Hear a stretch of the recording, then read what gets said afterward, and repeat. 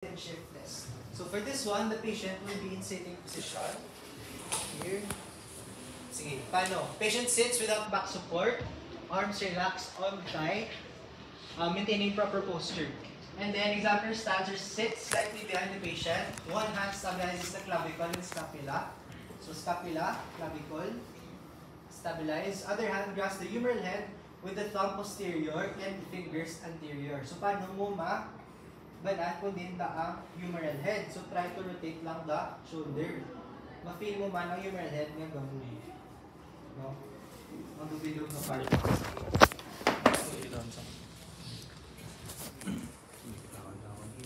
So once you feel it, again, stabilize mo ang humeral head, stabilize yung scapula and clavicle here. Apply an anterior posterior force to assess translation or shift portion. So again, you test if there is excessive anterior translation or posterior translation. So anterior force if forward, posterior force naman kung backward. So try mo, shift lang the humeral head. Paano mabalan if positive siya? Always compare sa bianca side. Para mabalan mo gid if ang translation grabe or ang translation normal naman. So grasp still the humeral head. Then load it forward and backward. So the test may be done in sitting or supine position, 45 to 60 degrees caption with rotation for anterior translation, then 45 to 60 with lateral rotation for posterior translation. So for this one, pwede siya supine, no? So supine, 45 to 60 degrees caption or shoulder abduction, and then stabilize mo lang still here sa scapula and the clavicle. Okay? And then, hingin mo hand drain. So mag-stabilize ka din sa shoulder joint, you still apply load and shift lang yapon. Anterior force or posterior force. Okay? Then, they say kung may posterior translation, make sure na naka-lateral rotate ang shoulder. So lateral rotation, posterior translation tayo.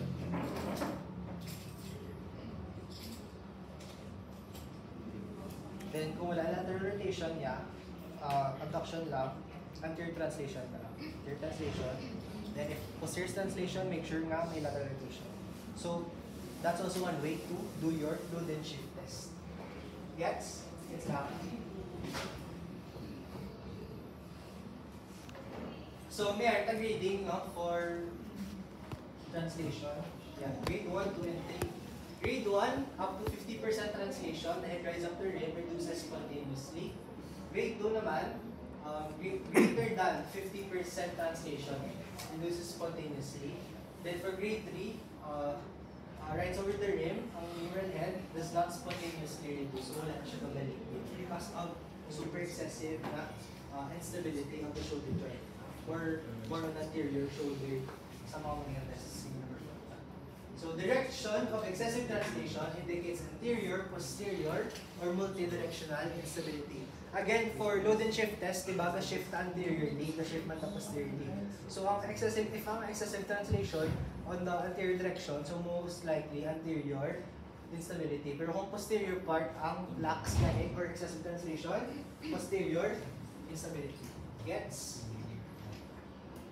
Next, we have the Dugas test. So for Dugas test, this is still part of your anterior shoulder instability. So kung saan si Dugas test, you just ask the patient to place the hand on the opposite shoulder. Pag place ni patient sa opposite shoulder, make sure naka-forward flex sa 90 degrees ang shoulder. Then again, arak sa ang hand sa opposite shoulder. You ask the patient to, ma'am, can you please lower down your elbow towards your chest? 1, 2, 3. Sige. If the patient can lower down the elbow to the chest, that means ang test is negative or positive? Negative, normal. What if hindi niya ma-lower? So that indicates anterior instability. Because sometimes, hindi nila ma-lower because of excessive pain or apprehension. So basta lang din sila. Maski ang bayo pa sila lower down, hindi nila hesitant na si patient. So that's your Dugas test, lower down na. So with an anterior dislocation, this is not possible and pain in the shoulder results. If pain is only over the EC joint, problems in that joint should be suspected. So imagine, if ang maning-dugas test mo, may pain siya tuod, upang lower it down, pero hindi siya sa GH joint. Nagtulog si patient, dali sa may babaw, around the AC joint. If there ang pain, so ang possible ng pathology is not on the GH joint, but on your acromioclavicular joint. So take note also kung may pain na location. That's it for your anterior shoulder instability. Sige, ano to sila gani? Anterior apprehension or cramp test. Next one is the jaw relocation test. Next one is the surprise test. Mayroon pagid fulcrum test. Then ano pa? Anterior drawer test. Load and shift test. Dugas test. So, manatan niya. Test for shoulder instability. The anterior. Next, we have the posterior. So, for posterior shoulder, we have first the jerk test. So, the patient sits with the arm medially rotated and forward flexed to 90 degrees. The examiner grasps the patient's elbow and axially loads the uterus in a proximal direction. While maintaining the axial load, the examiner moves the arm horizontally across the body. So, positive if may recurrent posterior instability, and the production of a sudden jerk or club. So, paano din? Stabilize the scapula ngayon. Again, forward flex to 90 degrees, naka-medial rotation. And then, din ka malod.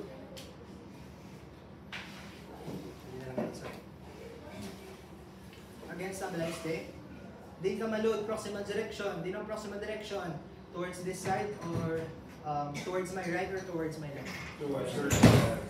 Left, diba? Dali yung proximal direction. So, paano ka? Doon kumbaga, doon ginaload mo siya posteriorly ang joint. Try to medyo push mo siya in the distal, in the proximal direction.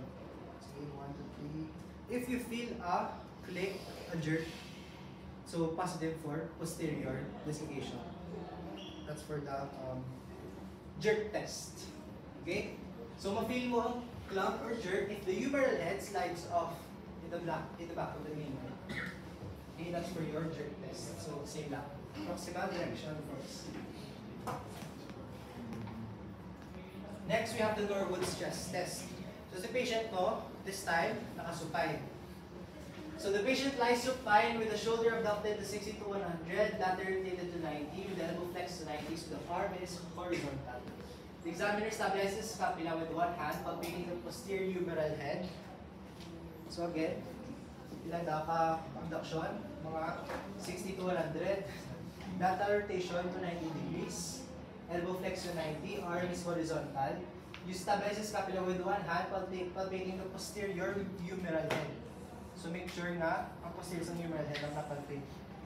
Okay? Then, supports the upper left elbow wrist. The patient's arm is brought into horizontal adduction to the forward flex position while feeling the humeral head slide posteriorly. Okay, so paano siya? When you start yung position, lateral rotation, talang so you bring the arm towards horizontal adduction. Okay, 1, 2, 3. Palpate mo ang humeral head.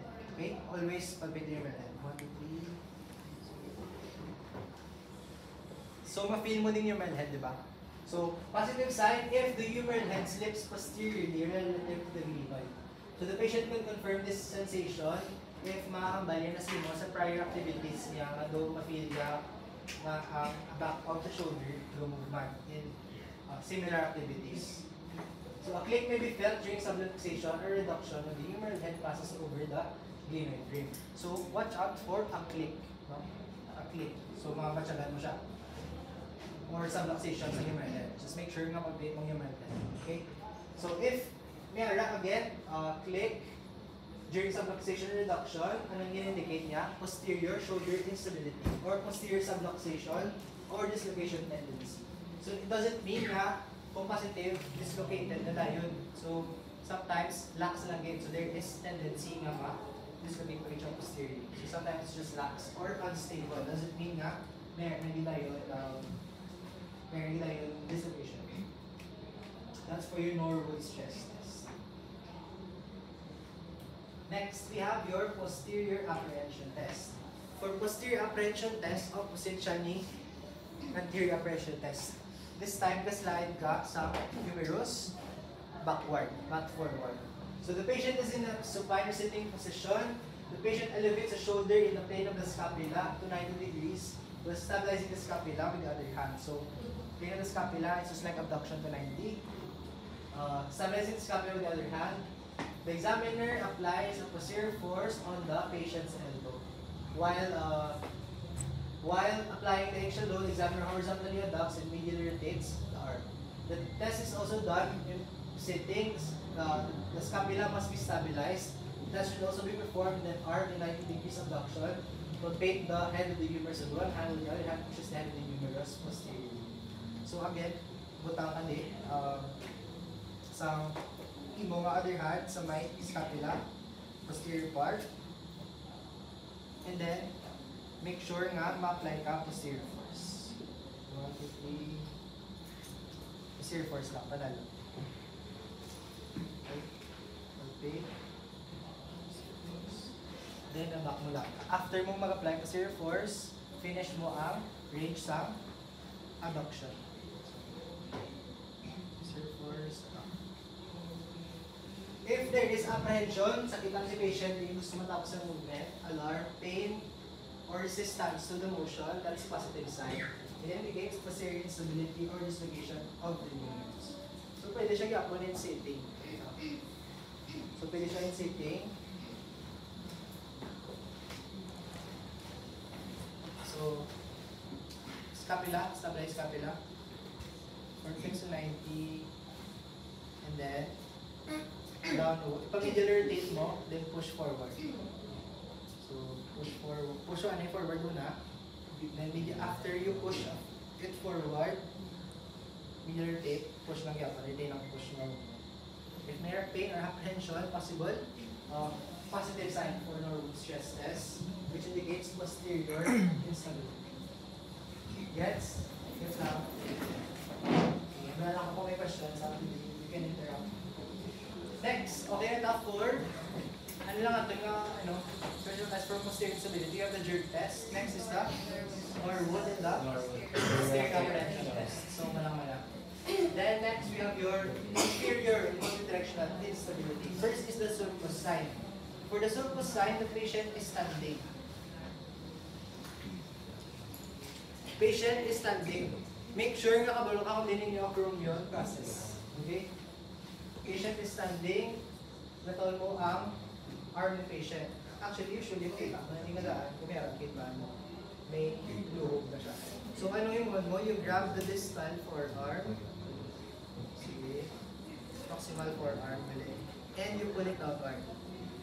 Kung mag-pull ka downward, watch in between your EC joint, GH joint. Ang GH joint mo, masablock siya. Inferiorly. So, may pakita ang luhog. Gets? After applying the inferior force sa forearm. Okay? So, anong tsura? This one. Muni ang picture. So, you're grabbing in the inferior direction. Watch out kung positive si sulcus side by watching below the growing process kung marap si joint mo or super position outward. Kung usually kung may luhog, no? May space, makita ko ba? It's so obvious. How do you measure your sulcus side? It's grade 1, plus 1, plus 2, and plus 3. Plus 1 if it's less than 1 centimeter, so tape measure lang, measure mo. If it's less than 1 cm, plus 1. If it's 1 to 2 cm, plus 2. Then if it's more than 2 centimeter from the acromion, then it's grade plus 3 for sulcus side. Gets now, gets? Next, we have your Fegan test. So for Fegan test, there is a look of apprehension. So do sulcus sign siya, pero abduct mo shoulder. Okay? Abduct mo shoulder, punta mo receive. Make sure nga, go straight.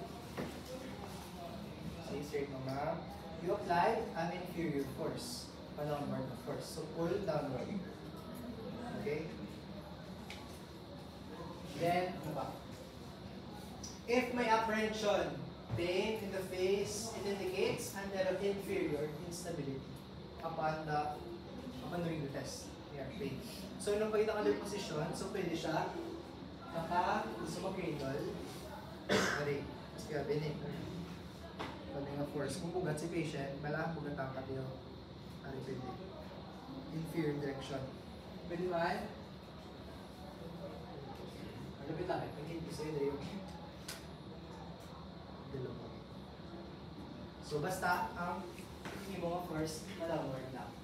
So, if both the sulfosine, the previous test, itong inagrass mo dala, yung mga form below, and the Fegan test is positive, it is a greater indication of multidirectional instability than just laxity. So, possible na ang instability nilang isa direction, either inferior, which is the most common, actually, most common direction of shoulder station, anterior-inferior, not just superior or inferior. So, anterbasic, ano siya, anterior-inferior, posterior-inferior, and so on. So, the test position also places more stress on the inferior, yun ang humeral ligament. So, kung ma-test ka na, you're also testing your inferior GH ligament. So, not just the instability na nakuha mo, pero pwede man siya kang insight on the status of your inferior GH ligament, kung intact siya or lax. Same lang yung walang mas design, apprehension or faith. Okay na ta for multidirectional. So, duwa man lang. The sulfosine and the Fegan test. Diba? Ano ganyan? Anterior instability test ka? Anterior apprehension or cramp test? Fulcrum? Jobs? Surprise test? Anterior drawer test? Golden shift test? Dugas. Posterior instability. Jerk. Normal test. Posterior apprehension. Posterior apprehension test. How about the inferior multidirectional? Sulfosine, Fegan test. So, next, we're testing for impingement. Diba? Kung may impingement ng nerve, na structure sa limang shoulder. First is the Hawkins-Kennedy impingement test and the coracoid impingement test. So, patient standing. Okay, patient stands. So, pagdagan na si patient, forward flex to 90. Then, what you will do is you medially rotate the shoulder. Medial rotation lang. Sige, forward flex to 90. And then, forcibly medial rotate the shoulder. Meaning, si PT ang obra sa motion. Pain indicates positive test for supraspinatus tendinosis or secondary impingement. So, again, forward flex to 90. Ma-apply ko din medial rotation force. Forcibly medial rotate. So, medyo lasting, medyo may gusol. Okay? Kaya mo tandaan, Hawkins-Kennedy, duga naka-hawk. Diba? Kung may hawk, kung bird pala. So, hindi sila din doon. So, one way to remember the test. So, kung may pain sa shoulder joint, pwede ma-put sa supraspinatus tendinosis or tendinitis. Or secondary impingement. Why affected sa supraspinatus? Di siya attached. Hindi attachment sa shoulder. Greater tuberosity. Next, coracoid impingement test. So, coracoid impingement test is same as your Hawkins-Kennedy. Anong difference? For coracoid impingement test, ma-duct at 10 degrees. Duct 10 to 10 degrees. Then, you apply the forcibly medial rotation force. Okay, forcibly medial rotation. Don't forget na 10 degrees adduction. Then, dili ka mag-apply force. So, same sila, pero may adduction, horizontal adduction, si coracoid impingement test. Next is the Yoke test. So, paano si Yoke test? Remember your Dugas test, paano ganun si Dugas test? Arm, hand on top sa shoulder, forward flex to 90, then ano ganun si Dugas? Anong yung drop mo? Lower down the shoulder towards the elbow towards the chest. For Yoko, opposite. So, ma'am, can you elevate your elbow towards the ceiling? 1, 2, 3. Make sure na nakakapag. Okay, 1, 2, 3. Wala na. So, dapat there siya. Elevate the elbow actively ha. Hindi ikaw ang ga-ubra. Okay? Both Dugas and Yoko, sino ubra? Si patient or si PT? Patient. So, upward. Yoko test. So, same sila ni Dugas, pero different directions. So, again, Diba? The forceful IR ka in these three special tests. So that indicates supraspinatus impingement. If most especially there is pain. Gets? So again, this one is your Hawkins-Kennedy. This one is your coracoid impingement because we are a slight adduction to 10 degrees. Okay? 10 degrees. So again, kung coracoid impingement, din ka ma-expect pain. Din ka ma-bonipart ma-expect pain. Coracoid process. Sorry, nasa pala na. Coracoid impingement. Then that's your Yokum test. Inabababaw. Okay? Yokum test. Next, we have the Mears impingement test. So for this one, the patient's arm is passively and forcibly fully elevated in the scapular plane with the arm figure rotated by the examiner.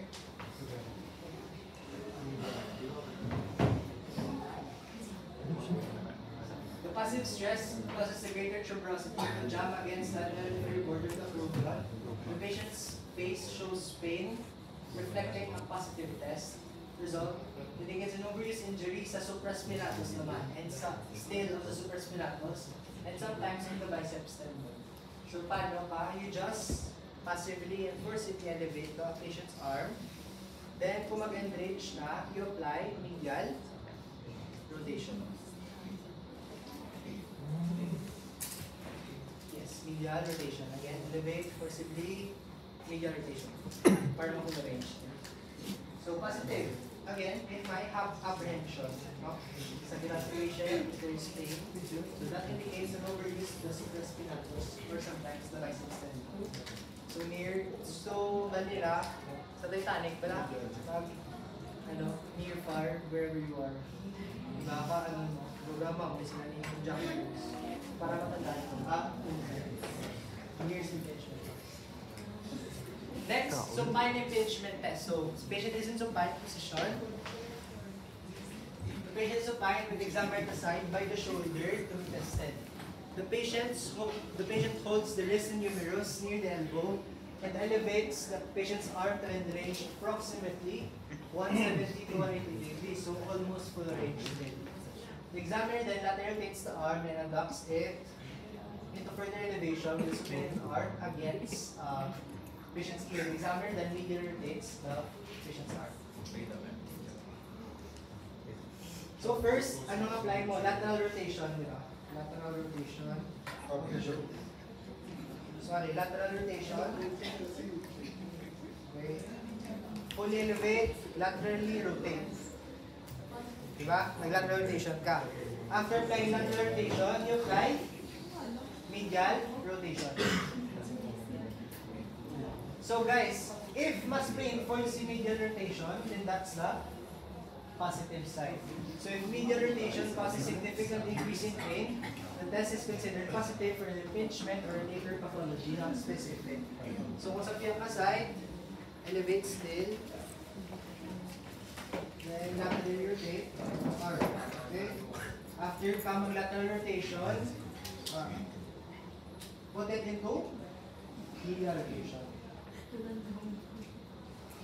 So again, if mas painful si medial rotation compared to lateral rotation, then that's positive. So letter A, arm is in lateral position, lateral rotation. Letter B, arm is in medial rotation. So, again, din ang pain guys, kung supine impingement test, medial rotation or lateral rotation? Medial rotation. So, anong special test for impingement? We have Hawkins-Kennedy, coracoid impingement, Yokum, Mears impingement, and supine impingement test. How about for anterior instability? French underground test, low rotation, loaded shift, surprise, low gas, and fulcrum test. Next, we have special tests for labral lesions. Okay, slap lesions. So may 4 types of the slap lesions. Type 1, superior labrum is markedly frayed, but attachment is intact. Type 2, superior labrum has small tear, instability of the labral biceps complex, which is the most common type. Type 3, there is already a bucket handle tear of the labrum that may displace the joint. And type 4, bucket handle of the labrum that extends the biceps tendon, allowing tendon to sublux in division. So the greater the type, greater the severity. Type 4 is the most severe. First one, we have the clump test. So si patient mo, supine. Supine clump test. So it tests if the patient has Bankart lesion. Bankart lesion. So ano ang affected kung may Bankart lesion? Ano ang part sa labrum? The antero-inferior part of the labrum. So also, ginatest mo if there is a dislocation, pwede a dorsal fracture, tear of the anterior antero-inferior labrum. So patient lies supine, the examiner places one hand to the posterior aspect of the shoulder over the humeral head. So the humeral head, posterior aspect of the shoulder. The examiner's other hand holds the humerus above the elbow. The examiner fully abducts the arm of the patient's head. Then the examiner pushes anteriorly the hand over the humeral head, while the other hand rotates the humerus into lateral rotation. So again, mas may office na lang butang mo sa likod niya. Fully abduct daw. Okay naman, cases mo lang based sa fully abduct. So there, okay? Then make sure nga ang imong hand diri lang gyapon sa forearm. Then ang sa diri nga hand, ang sa may forearm, apply ka posterior force. As you apply posterior force, ang fist mo below the shoulder joint, at the back of the shoulder joint, move upward. So, kumbaga mo. Gets? 1, 2, 3. So, move ko di upward, move ko di downward. For the other side, fully abduct, yapon, make sure nga, stabilize below shoulder. Then, apply ko, lag rotation force, apply ko dito bawang force. That's for your clump test. So, anong positive sign? There is discomfort, kung may click, type of noise, no? May maklik ang batian, discomfort, apprehension, positive clump test, which is for Bankart lesion. Gets? Ano na siya? Clump test, like a Next, we have your active compression test of O'Brien. So this is designed to detect slump type 2 lesion. So type 2, na slump lesion ang i-detect. So it also detects more superior labral lesions. So the patient is placed in the standing position with the arm forward flexed to 90. Forward flexed to 90. And the elbow fully extended. So forward flexed to 90, fully extend the elbow. The arm is horizontally adducted to 10 to 15 degrees. So ang starting position niya, adduct 10 to 15. And medially rotated so the thumb faces downward. Okay?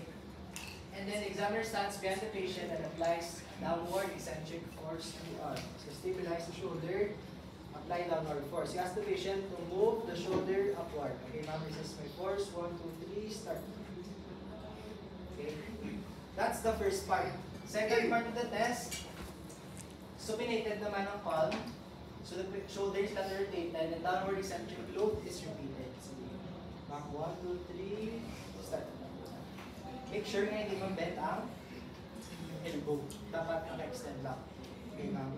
1, 2, 3. Assist. So, anong positive sign? Positive sign if on the first part of the test, di ba, naka-medial rotation, and nag-apply ka downward eccentric force, dali ang pain. Pero, sa second part of the test, kung may supination na, and then nag-apply ka downward eccentric force, the pain either decreased or tula siya. That's the positive sign. Positive sign, there is pain or apprehension of the first part of the test and eliminated or decreased in the second part. So, pain in the joint line or painful clicking, that's positive for active compression test of O'Brien, which indicates your slap type 2 lesion. Gets? Don't forget naka horizontally adapt to 10 degrees. Okay, nag-adapt na ulit. Nag-adapt. Diba? Don't forget, kung maling 90 degrees, then horizontal adduction gamay lang, 10 degrees. Okay. Next, bicep extension test. We have, this is to detect again whether a slap lesion is present. So, stabilize the shoulder, tapos diri ang arm ng patient. So, determines slap lesion, standing, patient is in 90 degrees, shoulder abduction with the elbow extension and forearm supination. Then you apply eccentric adduction force to the arm. Then, if there is abduction symptoms, positive siya. So, apply ka lang yapon, you ask the patient to move the patient towards the ceiling as you resist. 1, 2, 3. If there's pain or reproduction of patient symptoms, positive for bicep extension test, which indicates slap lesion, pero not specific. Okay? Next lang. So, yung slap special test na yan eh. First one is the glove test. Next is the active compression test of O'Brien. Next is the bicep extension test. Tama lang. For scapular stability. So, this one naman, you test if there is scapular dyskinesia. So, yung scapular dyskinesia, tingnan eh. You have your medial winging of the scapula, lateral winging of the scapula. Diba? If there is excessive, if excessive ang protraction or retraction. So make sure kabalo ka mag-palpate kung di may yung scapula para kabalo ka kung di malantaw. Because this is more of an observation. Si patient gubra sa tanan yung movement. So first part is the abduction phase and then the second part is the forward flexion phase. So sa abduction phase, make sure na may dumbbell. If the patient's weight is less than 68 kg, so ang dumbbell would be 3 pounds. Then if it's greater than 68, that's 5 pounds. So abduction phase, sige. Assume lang nga may dumbbell si patient. Sige. Start position. I want you to move your arm sideways. So like count 1, 2, 3. And then lower it as I count 1, 2, 3 as well. So 3 seconds nga pababaw, 3 seconds nga padalog, then you repeat it 3 times. 1, 2, 3, start. 1, 2, 3. Pero okay lang, okay na lang. Sige, 1, 2, 3, go. 1, 2, 3. Slow it down. 1, 2, 3. Another one. 1, 2, 3. 1, 2, 3. So repeat it 3 times. Next, face forward flexion. So ma'am, I want you to move both your shoulders forward. Full range. So again, count na lang. Sige ma'am, 1, 2, 3, forward. 1, 2, 3. 1, 2, 3, downward. Okay, 1, 2, 3, forward. 1, 2, 3, downward. So again, repeated 3 times. So total niya 6 times tayo. 3 sa abduction, 3 sa adduction. So nung mo positive sign, as the patient does the movement, for example, forward flexion sa nataon mo ang scapula. Nataon mo if is the scapula displaced, ang scapula niya ba ang isa asymmetrical, ang isa winging or wala. Di ba? Nataon mo ang yung scapula. More observation. If normal na lang scapula niya, okay lang. Normal. Pero if, for example, nakita mo may winging, scapula is displaced laterally. So, possible lateral winging of the scapula. If the scapula is displaced medially, di ba? Basi mayara, medial winging of the scapula. So, more on observation. So, it indicates again, scapular dyskinesia, either weakness or imbalance, scapular stabilizers. And then nerve injury, long thoracics para accessory for the medial lateral winging. And shoulder pathology affecting normal scapular humeral vein. Next, we have the scapular load test. So, si patient po standing. Yeah, standing. Then, center. Okay. Patient holds the arm in greater than or equal to 45 degrees abduction. So, okay na rin. Applies the load in the arm in one or more directions. So, anteriorly, posteriorly, inferiorly, or superiorly. So, you will still observe the movement of the scapula. If asymmetrical or hindi. You check mo if there is lateral winging or not. So, apply ka anterior force, posterior force. Anterior because ang anatomical position is this one. So anterior side. Observe lang the movement of the scapula. So better guro kung i-perform on both sides para ma-anatomy if there is symmetry. No? Sa movements. So one of its positives as well is if the scapula moves greater than 1.5 centimeter from its baseline position, if there is excessive protraction or weakening during load application. So it indicates weakness or poor activation of scapular stabilizers again, and scapular instability may contribute to shoulder dysfunction. So nanduha ta ka special test for scapular instability gani. Scapular dystocia, scapular load test. Next, other tests. For this one, it's your AC joint crossover test. Crossover, cross-body, or horizontal adduction test. So the patient stands and reaches the hand towards the opposite shoulder. So the examiner may also passively perform. So pwede both active, pwede passive. So again, with the patient in sitting, examiner passively forward flexes arm to 90, then horizontally adducts the arm as far as possible. Kung nakapungko si patient. So assuming kapungko, forward flex to 90, you adduct the arm as far as possible. Okay? Adduct. Then, pwede man siya active. So, mapping you reach towards opposite shoulder. Then, passive. Pwede man. Parang elicit ka pain gain, mas namin ang passive. So, if there's localized pain over the AC joint, the acromion and clavicle, the acromion-clavicular joint, if the patient feels pain there, the test is positive. So localized pain in the SC joint, what if the sternoclavicular joint? Here, sternoclavicular joint. What if there is pain? So if there is pain niya, origin, then that means there are so affected joint is the sternoclavicular joint. Yes? Yes lang. Next, we have the Paxingos sign. So the patient is seated, pupukulong si patient. And arms siya to the side. The examiner stands beside the patient. The test arm and places one hand over the anterior shoulder so that the thumb is under the posterior lateral aspect of the acromion and the index and long fingers of the same hand over the middle part of the clavicle. So clavicle mo, sa middle part is the index. No? Then ang mga thumb para sa posterior lateral aspects ng mga acromion process. Here. Okay? So the examiner applies pressure to the acromion with the thumb anterosuperiorly. So pa-tubang, pababaw. While applying an inferior directed counter force to the clavicle with the fingers. Ari inferior direction ng force, ari anterior superior direction. So kung baga, gano'n siya. Ito squeeze ka wala. Squeeze back. Join.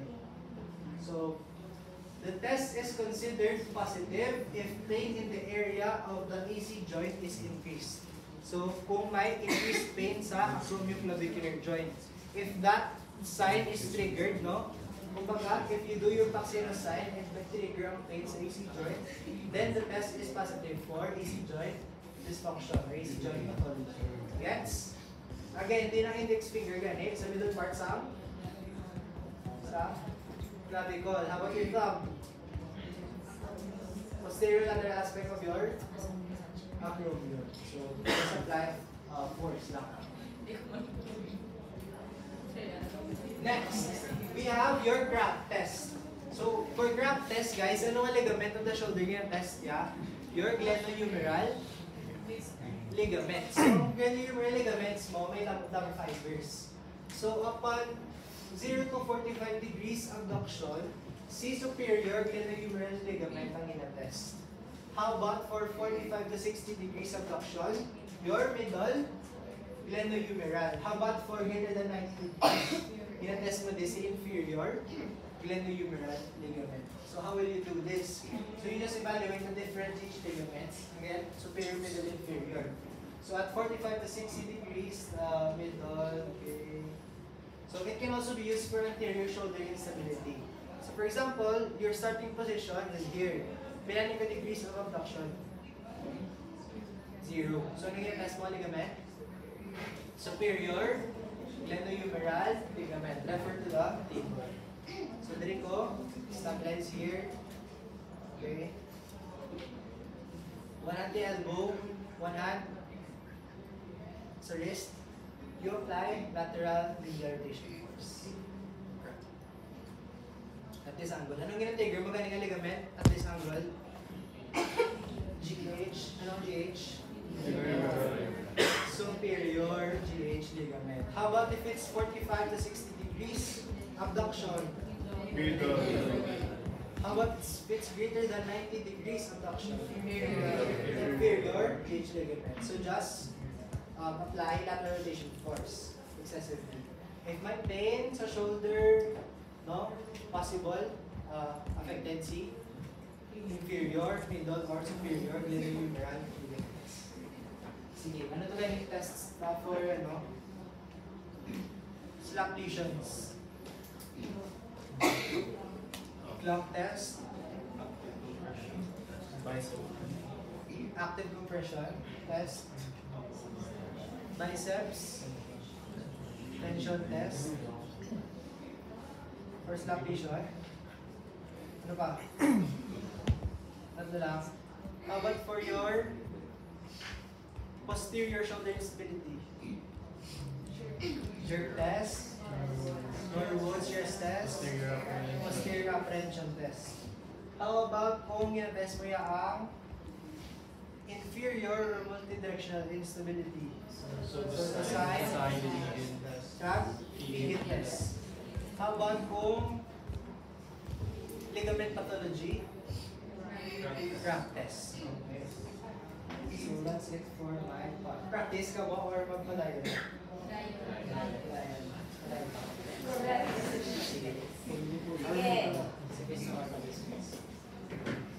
Okay, let's proceed with your muscle or tendon pathology. So for your muscle and tendon pathology, guys, it's easy. Kay tungod nga Doppler test lang ang gyapon MME for a specific muscle. Okay? So tandaan niyo lang hand placements and kung diin ka mo ma-apply sa inyong resistance. Okay?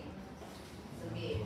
Let's start off with your infraspinatus test. So, di ba, easy nyo mabalaan kung anong muscle ang ginatest nyo kay Ara nasa name mismo sa special test. Okay. So, patient stands with the arm at the side, with the elbow at 90 degrees and the humerus medially rotated to 45 degrees. The examiner then applies a medial rotation force that the patient resists. So, easy lang guys. Position yung patient.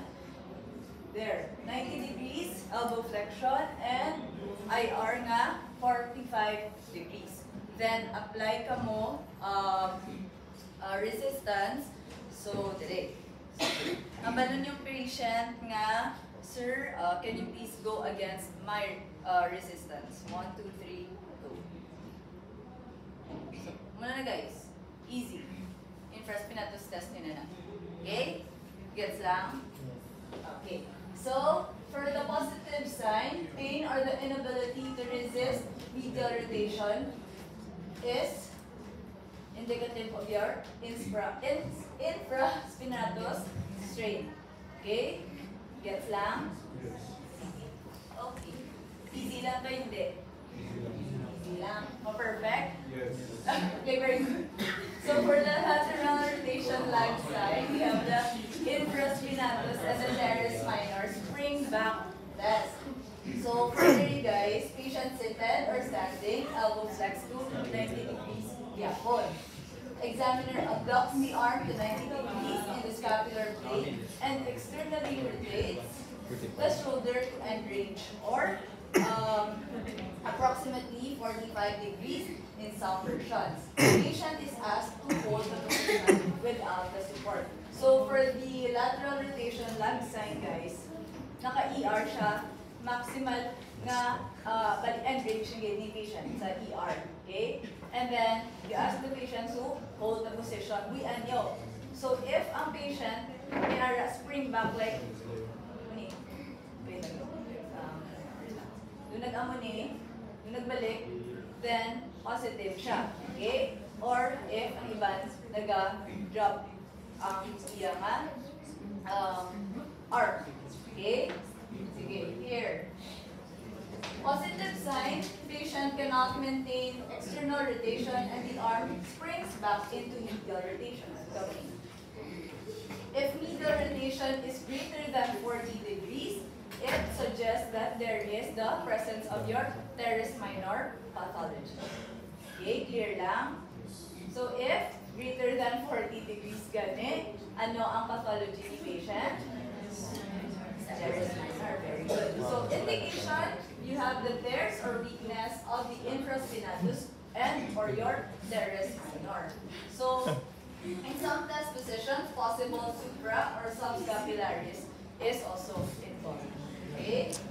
So here, ang sa inyo nga din figure 514, this is your external leg sign or your job test. So ang imo nga starting position is here. If the test is performed with the arm in 20 degrees, abduction, or by the side in the scapular plane with the elbow at 90 degrees. The shoulder laterally rotated. The examiner then takes the arm into maximum lateral rotation and asks the patient to hold the position. Do same na to sila kagina guys sa inyong lateral rotation leg sign. However, the position is like this. Okay? So, may presence mo na siya gyapon guys ang gabalik ang extremity sa ni patient niyo. Okay? Gets lang? If this is your lateral rotation, leg sign, kapaamo ni siya ya. Ang inyo yung external rotation or your drop sign is like this. Okay? Gets lang? So, amo ni Gets? Okay. So if the supraspinatus and infraspinatus are torn, the arm will medially rotate and spring back anteriorly, indicating a positive test. If it rotates more than 40 degrees, there is a problem with the teres minor. Okay? So greater than 40 degrees, still your teres minor is still the affected muscle. Okay? Gets lang? Sige, ano gani ang movements ang inyong lateral rotation leg test? Amani, very good. Inyong external rotation? Very good. Okay lang, gets lang? Okay. So for the both bilanay, nga lateral rotation kay external rotation, if greater than 40 degrees, ano gani ang muscle na affected? Okay, very good. Here. For your drop sign, the examiner places the arm in 90 degrees of abduction and maximal external rotation. Then asks the patient to hold the position. If the patient cannot hold this position, the arm falls into internal rotation, the test is positive. So for this guys, the test is considered positive for tears to the infraspinatus and supraspinatus plus ang inyong subscapularis. So here is your infra, your supra, and your subscapularis. So for diria, kapanaog na lang yun siya. Wala na yung spring back effect. Wala na siya silingan ga-bounce. Kasi diba kung spring, ga-bounce guys. So if drop sign, drop. Okay? Gets lang? Easy pa so far. Okay. Let's now proceed with your horn blower sign. So for the procedure, patient is in standing position. The examiner elevates the patient's arm to 90 degrees in the scapular plane, scapula. Elbow is flexed to 90 degrees. Patient is asked to laterally rotate the shoulder against resistance. So for that guys, observe nga resistance gyapon ang aton nga puhunan if katesta for muscle or tendon pathology. Okay? So, always remember nga, di ba, kung may resistance ta nga gina-apply, di ba, automatic nga katesta nga, sorry guys, always remember na kung gatest ka mo sa muscle gali or tendon pathology, easy lang because the resistance is ang mula na ang inyong matandaan para matest niyo ang specific niyo nga muscles. Okay? So here. So, sige. Sir, can you please go against my resistance? So, if kung ka pa forward ka, supposedly, di na inyong pakadto ang patient gani. Good. Sige, 1, 2, 3, and 2. Sige, just. Wait, again. 1, 2, 3, again. Okay. Amala na guys. Easy pa. Resistance lang inyong puhunan. Okay? No palpation or anything. Sige, positive sign, patient cannot laterally rotate the arm against resistance. So, as you can see, teres minor gyapon ang affected nga muscle. So, rotator cuff laban nga muscles ang kaka-target sa mga amuni nga special tests. Okay? Sige. Next, for the figure B, that's your modification for your horn blowers. So, for your figure B, that's your McCluskey classification or modification. So for that, guys, you instruct the patient nga i-bring niya towards the mouth ang iyang both hands. So that is a positive sign if ang patient niya wala pa na-reach sa hand niya ang iyang mouth, nag-abduct na ang iyang arm. Okay? Sige. Sir, can you please put your hands or your palms in front of your mouth?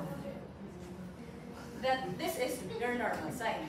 So if ari pa lang di ang patient niya, nag-amo na siya, then this is your positive sign. Okay? Okay lang?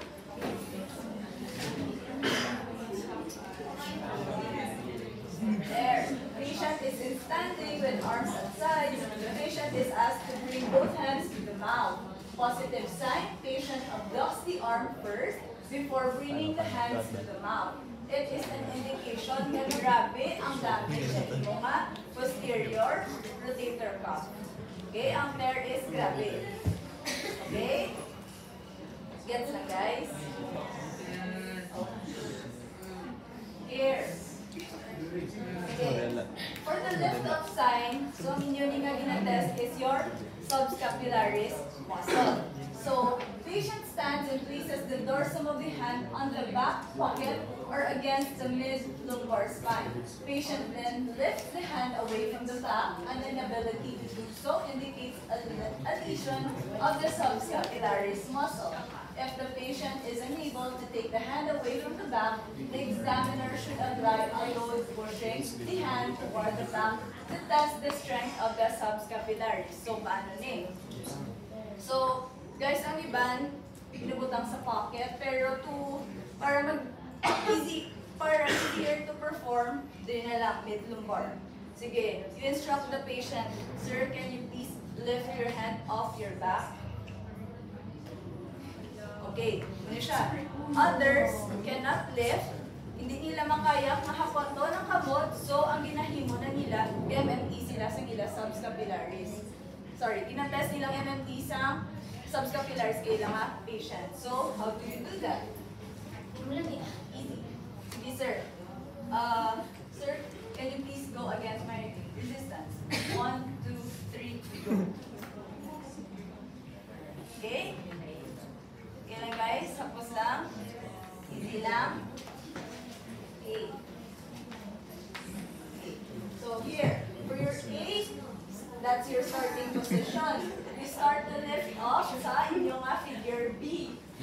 For the figure C, resistance to lift off provided by the examiner. The examiner tests strength of the subscapularis. At the same time, ginatanaw ang positioning sa inyong scapula. Okay? Ilang. So, may harapan ka guys, modified lift off test. So, for your modified lift off test or your subscapularis or medial rotation, there is the presence of your spring back or lag test. Procedure. Patient's hand is passively rotated medially as far as possible. Patient is asked to hold the maximum medial rotation position. Sige.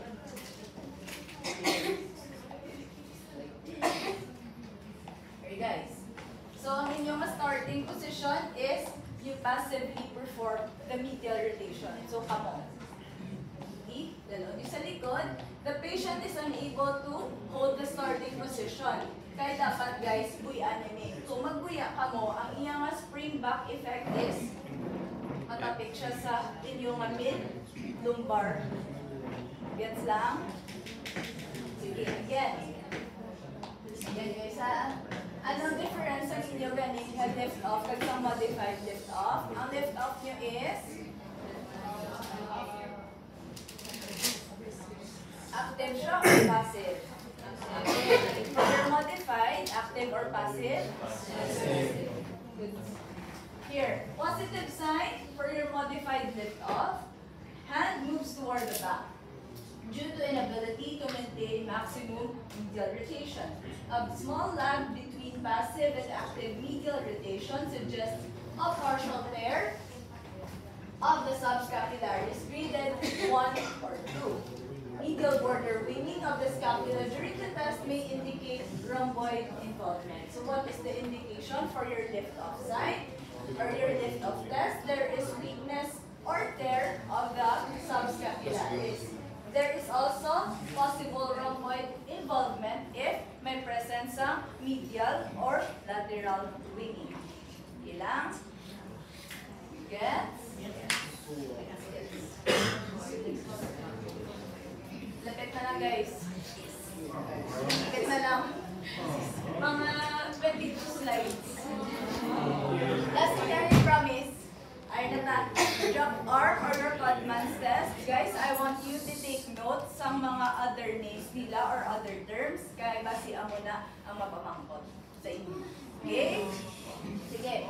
For your drop arm or Codman's test, examiner abducts the patient's shoulder to 90 degrees. And then ask the patient to slowly lower the arm to the side in the same arc of movement. So position, then pagbuya nyo, kung ang patient slowly niya na-perform, negative siya. But if ang patient is dasig na dagdag ang kamot, then that is possible for a positive sign. Okay. Positive sign, patient is unable to return the arm to the side slowly or has severe pain when attempting to do so. This indicates a tear in the rotator cuff complex hiyapon. Okay, so na-notice nyo, halin sa pag-start rotator cuff complex or rotator cuff muscles ang involved in. Okay? Sige. Okay lang? Kaya pa? Kaya pa. Tapit na lang. Speed test or your biceps or straight arm test. Easy lang guys. Examiner resist. Shoulder. Sorry guys. Examiner resist. Shoulder forward flexion. When the patient's forearm is first supinated, then pronated, and the elbow is completely extended. So first, ma-apply ta downward force, then you ask the patient to go against your resistance. Again, sige. 1. Yan lang. Sige, sir, can you please go against my resistance? 1, 2, 3, go. This is your speed test. Okay? Then pronated. So guys, kaduman ka mo mag-test for your speeds. Supinated and then pronated. Again, so for your speed test, ano gani kapila? First, second, sige, again. Sir, can you please go against my resistance? 1, 2, 3. Okay, guys. Okay.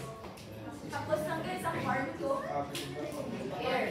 So for the Ludington's test, ang Ludington's guys, ginagamit man ni siya to test sang asymmetry sang inyong biceps. Sige. Here. The patient clasps both hands on top of or behind the head, allowing the interlocking fingers to support the weight of the upper limbs. This action allows maximum relaxation of the biceps tendon in its resting position. The patient then alternately contracts and relaxes the biceps muscles. So guys, ipa-flex nyo ang biceps ni patient nyo. Okay? Patient, please flex your biceps. Nanambalo nyo. Joke lang While the patient does the contractions and relaxations, the examiner palpates the biceps tendon, which will be felt on the uninvolved side but not on the affected side if the test result is positive. So take note guys na ang inyong biceps tendon, ma-feel nyo siya sa uninvolved side. So if you're testing the right biceps tendon, hindi nyo na siya ma-feel. Area ang iyang opposite side, which is your left biceps tendon, ang ma-feel. Okay? A positive result indicates that the lung head of biceps tendon has ruptured. The test can also be used to compare the symmetry of the biceps muscle bilaterally.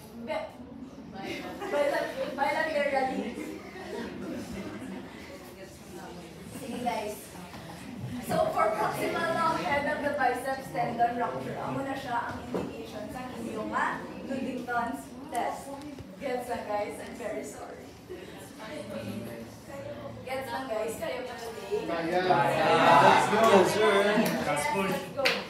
Okay, next we have the supraspinatus test. So this is also called your empty can test.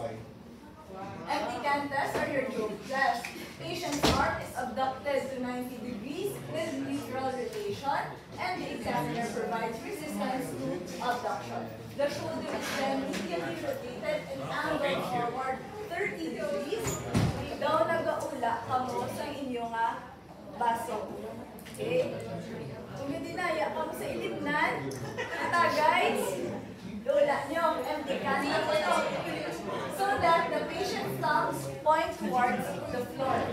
So there is positive weakness or pain that results or indicates a tear of the supraspinatus tendon or muscle or neuropathy of the suprascapular nerve. So when performing this guys, ina-applyan niya po ni examiner downward force.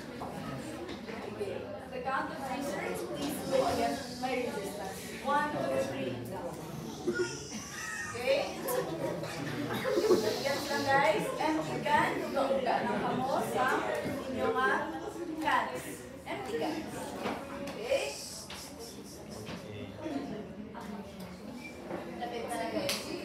Champagne closed position. I have a feeling ka dumakubong. The patient is seated and positions the arm in 30 degrees abduction, slight lateral rotation, and 30 degrees forward flexion, and elbow in 90 degrees flexion, which replicates the position when one is giving a toast. The examiner applies downward isometric resistance at the elbow. Diba guys, mga bata, isometric resistance, there is no movement present. Correct? Okay, so, imagine na may baso. Si Sir Dexter, position, 30 degrees abduction, slight lateral rotation, and 30 degrees forward flexion. Tapos ang inyong elbow is in 90 degrees. Okay. So, ma-toast si patient. Kamuya nga examiner, hindi kamuya mag-toast o pag kay patient. You apply the downward resistance. Okay? Isometric din dapat guys, wala movement present. Okay? Understand? Okay. Sige. At the count of 3, toast ka sir. 1, 2, 3, go. Sige. Again. 1, 2, 3, go. Let the sir. 1, 2, 3, go.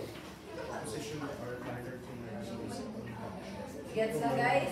So, muscle and tendon pathology is resistance na din yung tandaan. Okay? Easy lang. Easy. Lapit na lang sa guys. Okay, let's now proceed with our Ferguson test. So primarily, designed to check the ability of the DHL or your transverse humeral ligament to hold the biceps tendon in the bicipital groove. With the patient's elbow flexed to 90 degrees and stabilized against the thorax, and with the forearm rotated, the examiner resists supination while the patient also laterally rotates the arm against resistance. Tenderness in the bicipital groove alone without the dislocation may indicate bicipital paratendonitis or tendinosis. So for your Jurgensen's test, guys, arito siya.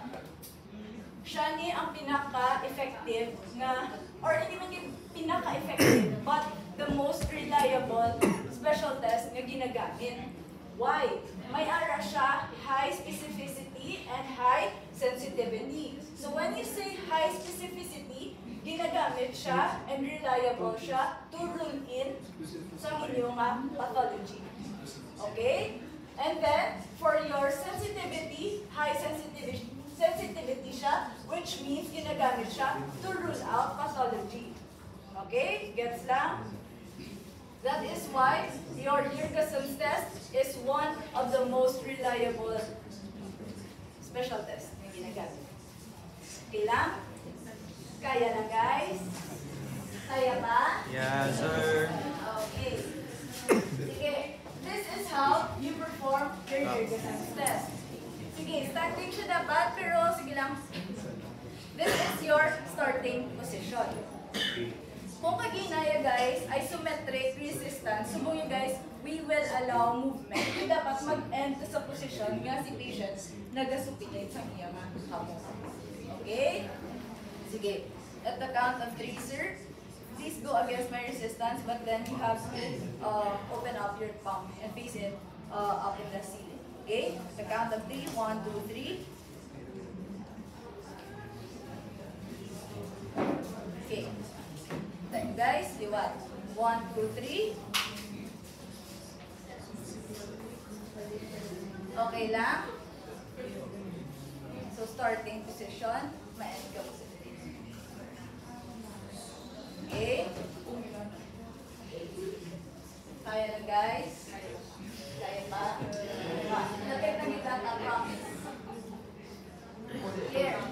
Your red test. Purpose. This is to detect our rotator cuff there by palpating for a defect in the rotator cuff tendons. Patient is seated with the arm relaxed at the side. Examiner stands behind the patient and one hand palpates the anterior margin of the arm acromion. The other hand holds the patient's elbow at 90 degrees flexion. Here. There, examiner passively extends the patient's arm. While maintaining extension, slowly, medially, and laterally rotate the humerus. So, the flex, ang elbow ni patient, you move it backwards, and then rotate. Sir, don't move, sir. I don't move your instrument. Sige, okay. May iban guys, ang ilang guys nga movement is ang ni, may iban nga pa ni. Pero ang muna na ni-use ta para stable lang ang inyong shoulder. Okay? What? Muni, anterior margin of your acromion, passively extend the shoulder of your patient and then move IR, ER. Okay? Okay lang guys, kaya pa today. 7. Kaya na. 7 o'clock. Positive sign, there is palpable depression, approximately 1 finger width in size, or a more prominent greater tuberosity compared to the opposite side. So that is why guys, you have to perform both extremities, the good and the bad side. Okay? Get it back? What does it indicate? There is possible rotator cuff tear nga involved sa inyong supraspinatus. It can also indicate significant thinning or degeneration of your rotator cuff tendons. So, kung makabata degeneration, what does it mean?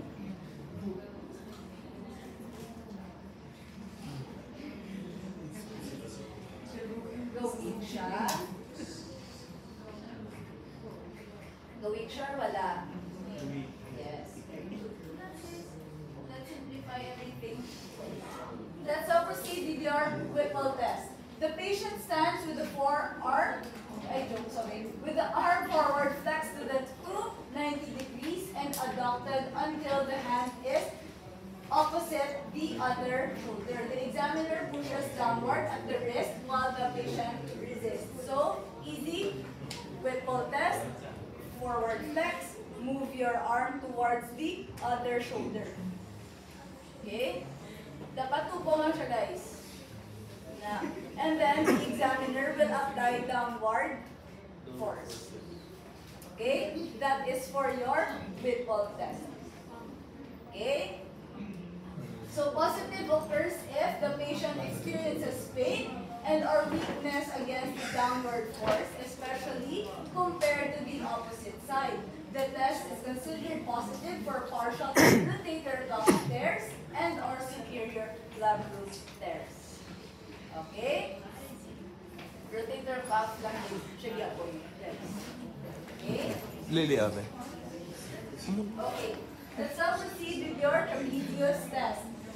So, for test, para sa ating trapezius, we have the general, we have for the upper, we have for the middle, and we have for the lower. So, for the general test, patient sits and places hands together over the head.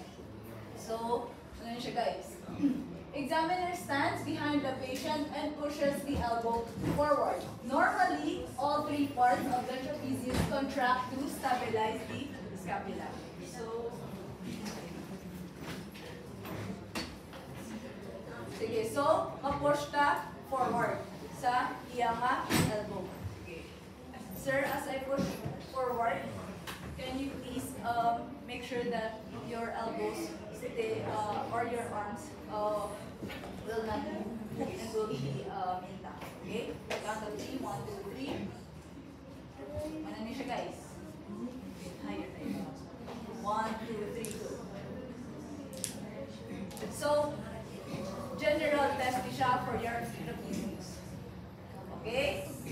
Sige. Let's now proceed with your upper traps. So guys, ang buwan guys ang ato yung upper traps, do the stretch. Elevate shoulder with the arm slightly abducted or resist shoulder abduction with simultaneous head side flexion. If the shoulder is elevated with arm by the side, levator scapulae and rhomboids may be involved as well. Okay. So, ang buwan ni guys is, kamuta ni, and then i-move the patient like this. Okay? So, do the stretch ka lang bigyan po. Okay lang?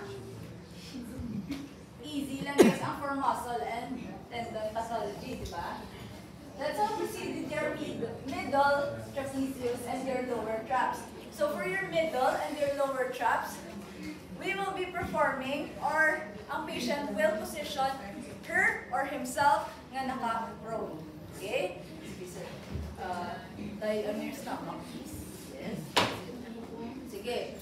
So, patient prone, arm abducted 90 degrees. 90 degrees.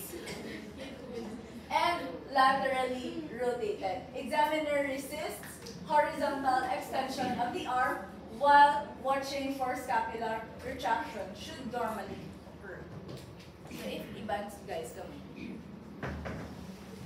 Paamo ka niyo. Okay? Sige. At the count of 3, 1, 2, 3. So, dapat guys, ang inyong bantayan is ang scapular movement ni patient. Okay? Check for the winging. Lower traps. Patient in prone, arm abducted to 120 degrees and shoulder laterally rotated. Examiner applies resistance to diagonal extension while observing for scapular retraction. Relax. Move your hand up above the ceiling. Okay? Count of 3. 1, 2, 3. No. At the count of 3. 1, 2, 3. Okay. So guys, observe yapon for the scapular movement ni patient. Okay?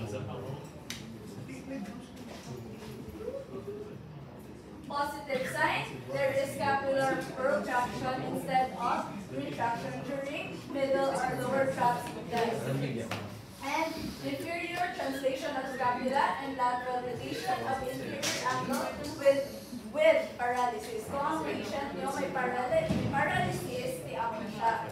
There is presence of your weakness. If for tightness or other findings, elevated scapula beyond normal range may indicate tight traps or cervical torticollis. Ano kung magamba cervical torticollis, guys? Ano nasa sa layman's term? Very good. Indication, weakness, paralysis, or tightness of upper, middle, or lower tract fibers. Possible associated cervical spine or scapular dysfunction. Sorry guys. Okay. 9 slides more to go. Guys, Ari, don't worry. Very easy siya. Okay? Let's proceed with your thoracic outlet syndrome. So you have first your Addson maneuver, which is the most common test used for TOS. Examiner locates the radial pulse. The patient's head is rotated to face the chest shoulder. The patient then extends the head while the examiner laterally rotates and extends the patient's shoulder. The patient is instructed to take a deep breath and hold it. Sige. Amo na siya, guys. Are yung position sa inyong mga patient? You palpate the radial pulse. Okay? And then, you ask the patient to look away. Sir, look away, please. Look away, sir. Look away, okay. Sige. Sir, can you please take a deep breath and hold it? So, guys, if nag-diminish ang pulse ni patient, that is a positive test. Okay? Easy lang. Ang sa TOS,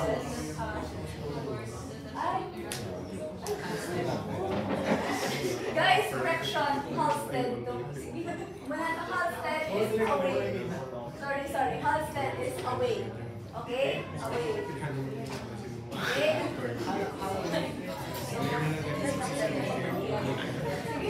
For Addson, guys, look towards the testing arm. Sige, 1, 2, 3. So, same lang na guys, finish or sa appearance sa inyong mga Okay, let's proceed with your military break. So, effective niyo siya sa patients na anong common ganito sa mga military. Ano nila backpacks? Heavy or light? Heavy. Okay. This test is particularly effective in patients who complain of symptoms while wearing a backpack or heavy coat. So, kung heavy coat or heavy ang backpack, nakaipit ang may impingement sa kay patient. Okay?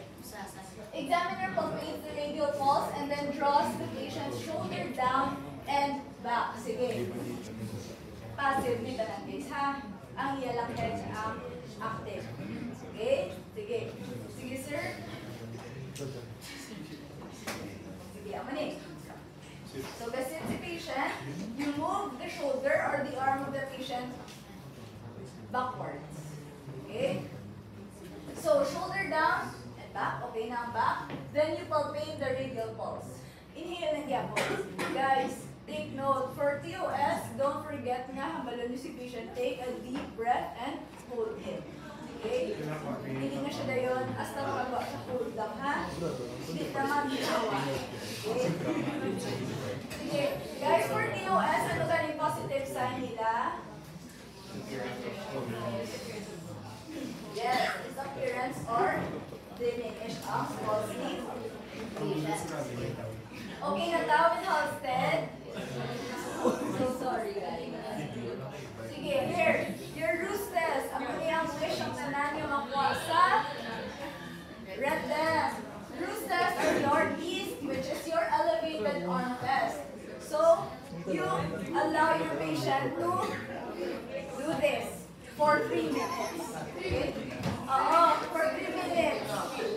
So, the positive sign is patient is unable to keep the arms in starting position for 3 minutes or suffers ischemic pain, heaviness, or profound weakness of the arm, or numbness and tingling of the hand. So guys, mag-rest them. Assume lang tama 3 minutes na nito. Okay? Guys, hindi twinkle-twinkle, ha? Ganito po, ganito. Yan. Okay? Okay na yung useless? Okay, let's now proceed with your right leg. Or your right maneuver.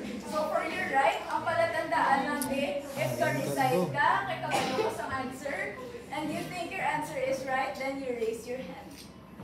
Okay, relax. You raise your hand, okay? Doing the test in the sitting, and then the supine position. Okay? So hyper-abducting the arm so that the hand is brought over the head with the elbow, and arm in the coronal plane with the shoulder laterally tilting. So muna na guys. Ma'am, answer po. Okay? Okay lang, hapos lang ang TOS. Okay. So ang Allen maneuver guys, modification ni right test. Examiner flexes the patient's elbow to 90 degrees while the shoulder is extended horizontally and rotated laterally. Patient then rotates the head away from the test site. So, sir, can you please move your head? Can you please look away? 1, 2, 3, go. Dapat pay ka mo yapon guys ang inyong radial pulse. Okay? Always remember, basta TOS, ang case nyo, automatic, palpate your radial pulse. Okay? Gets lang guys? 4 more slides. Sige, let's now proceed. Last na na ULTT nyo. For your ULTT, you have 4. You have your ULTT 1, 2, 3, and 4. So, ang tandaan nyo guys, nga ang naglain ng nga itsura is your ULTT 3. Okay?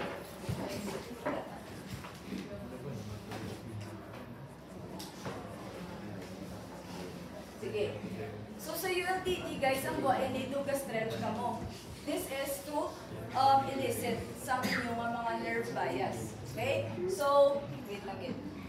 To easily remember it, may ginatudlo isa mo nga kung paano nyo mabalaan, bala nga for example, ULTT 1, main ang nerve bias nga dapat nyo i-memorize. So what are your main nerve bias?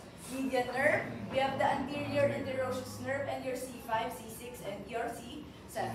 So for the ULTT2, you have your MAM, which is your median nerve, your axillary nerve, and your musculocutaneous nerve. For your ULTT3, R, which is your radial nerve. And lastly, for your ULTT4, you have your ulnar nerve. Ulnar nerve, guys, para dasig na naman remember, hindi na mag-iban pa. Okay? Sige. To easily remember it, ULTT1, main, siya guys. So, dapat extended ang inyong wrist. At the same time, ang inyong fingers and your thumbs. Okay? Oh, thumbs. Thumbs. sorry. So, ma-apply ka mo guys force para maka-elicit ka mo tingling sensation or kung ano ang dapat nga ma-feel ni patient. Okay? This is your ULTT1. This is your ULTT2. Move lang ka mo downwards. Okay? Here. Okay. Okay. ULTT1. 2. For your radial nerve. Amo lang ni siya guys. Amo lang man na siya ang naglain, which is my flexion na kamo nga present. And vernated na ang inyong elbow. Okay? Here. May force yapon duga stretch ka mo. Okay? And then lastly, for your ulnar nerve, ay wait lang. Wait lang. Sa inyong radial nerve or inyong ULTT3, pa mo ni, din ka mo gani ka-debate sa inyong wrist, ulnar or radial?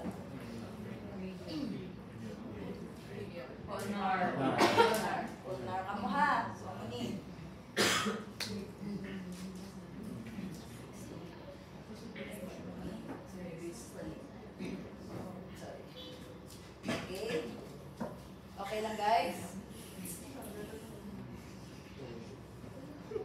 Gets lang?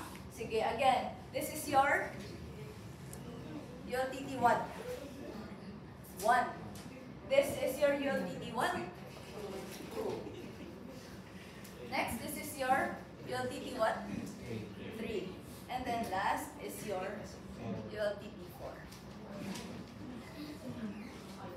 Ay, sorry. So, dapat sa may ears. Okay? Okay lang. So, again, ano gani ang movement sa inyo? ULTT 2. Okay, good. ULTT 3.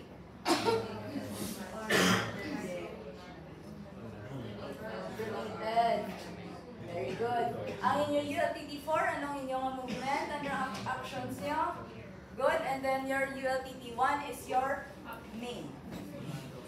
Main, ma'am, are you. So, next. Positive signs for ULTT.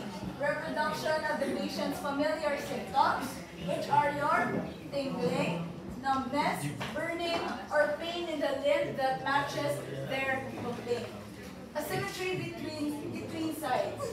Symptoms appear in one limb but not the other when tested in the same way. Third, symptoms change with sensitizing movements. Moving a joint away from the nerve path reduces symptoms. So guys, put in mind, dapat ang cervical movement nyo is always on the contralateral side para maka-reproduce ka mo some signs and symptoms. Moving a joint toward the nerve path increases symptoms. And lastly, we have the range of motion difference between limbs. The symptomatic side has restricted movement before the onset of symptoms compared to the other limbs. So, that would be all for today's class.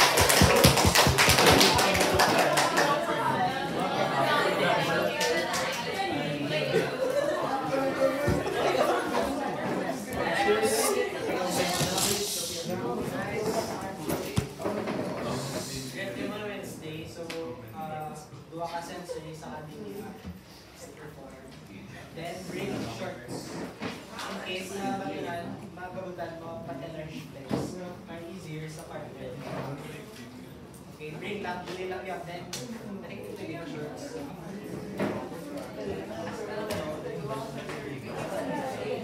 So, once they're in them, then shoulder, hammer, and then next week.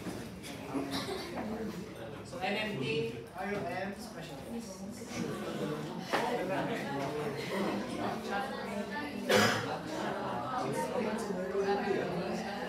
ROM, MMT, special case.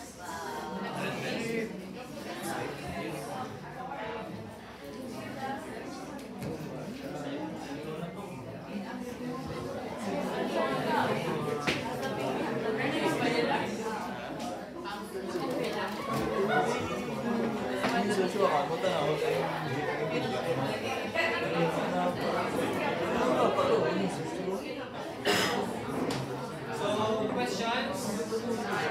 Wala, practice mo ka mo, muli na.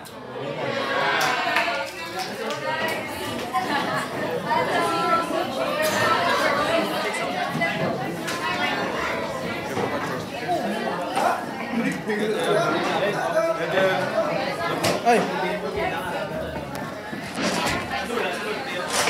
Done class guys.